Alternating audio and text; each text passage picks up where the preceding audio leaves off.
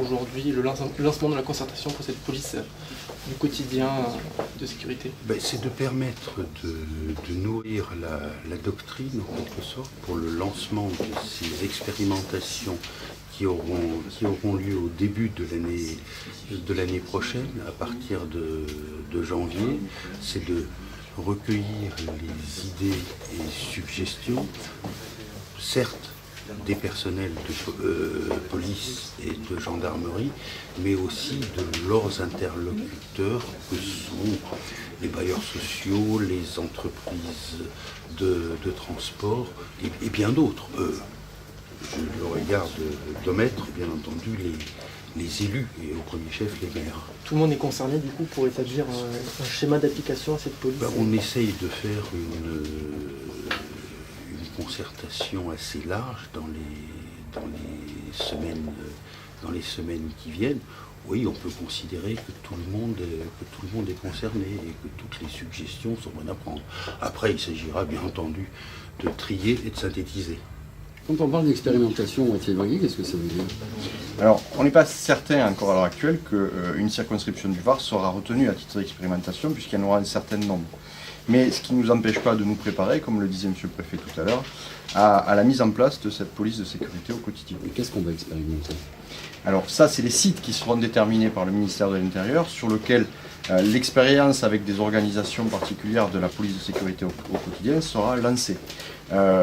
Expérimentation qui, en fonction des enseignements qui en seront tirés, permettra une généralisation à l'ensemble du territoire national. Alors vous êtes le directeur départemental, est-ce que vous pouvez nous faire un état des lieux effectivement de ce que ça veut dire la police nationale dans le département à l'heure actuelle, en termes de moyens et de problèmes? Dans le Var, la police nationale, c'est 54% de la population, environ 580 000 personnes.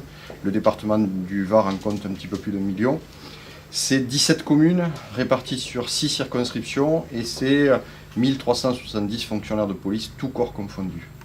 Plus de policiers sur le terrain, c'est ce qu'on a vu effectivement dans le dossier de presse. Pour vous, ça veut dire que des personnes du commissariat, par exemple, vont aller sur le terrain. Est-ce qu'on aura finalement les hommes pour faire les tâches administratives?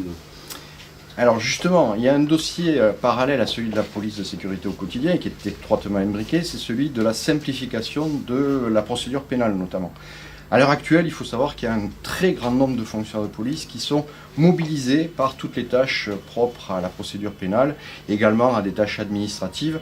Et la réflexion est menée parallèlement avec les autorités judiciaires pour arriver à une simplification et libérer du temps pour que ces policiers puissent effectivement aller sur la voie publique au contact de nos concitoyens et pour une plus grande sécurité. C'est une nécessité finalement tout ça? Je crois qu'effectivement que c'est une nécessité, c'est la volonté de se rapprocher de la population, la volonté de lutter contre le sentiment d'insécurité. Et je pense que nos concitoyens y seront bien évidemment très sensibles. Simon, de cette concertation, vous, qu'est-ce que vous attendez en tant que syndicat par rapport à cette police de proximité qu'on a pu connaître en 2003? Donc au niveau de la police de proximité, donc là je ne vais pas parler de police de proximité, je vais parler plutôt de police de sécurité au quotidien. Donc comme nos pouvoirs publics l'ont très bien dit, donc nous ne copions pas la police de proximité. Donc c'est une police qui va être autre.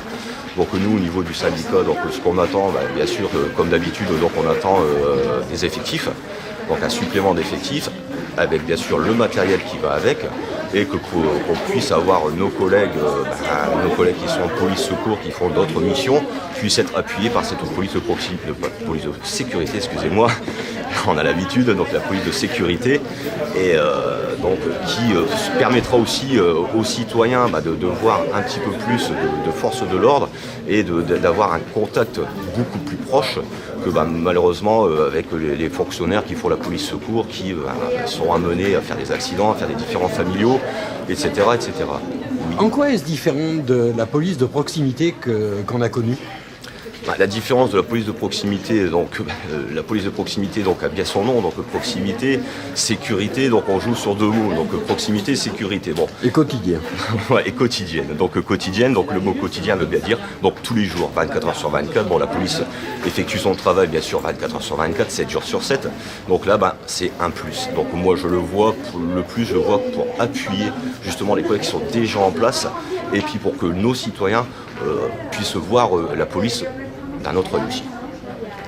par exemple, quel va être est-ce que vous ressentez un besoin de la part des commerçants, de la part des citoyens dans les villes par rapport aux petits villages comme peut le faire la gendarmerie? Est-ce que les citadins ont besoin de cette police de sécurité du quotidien? Il faut tester donc justement en ville. Donc on voit très bien qu'au niveau de la gendarmerie, ça se passe très bien. Bon, maintenant c'est incomparable. Vous avez justement des petits villages qui comptent 4000 ou 5000 habitants, qui a quand même une population assez vieillissante, donc il est beaucoup plus facile de prendre attache avec les personnes un peu plus âgées qu'avec justement en ville, avec des secteurs, je vais dire, donc de non-droit, je vais mettre des guillemets, où donc on a du mal à se faire respecter, et de voir les commerçants qui sont dans ces je vais pas dire ghettos, parce qu'on peut pas parler de ghetto, loin de là, mais c'est assez complexe, donc on va avoir une grosse difficulté. C'est le pourquoi du comment que je reviens, donc de demander des moyens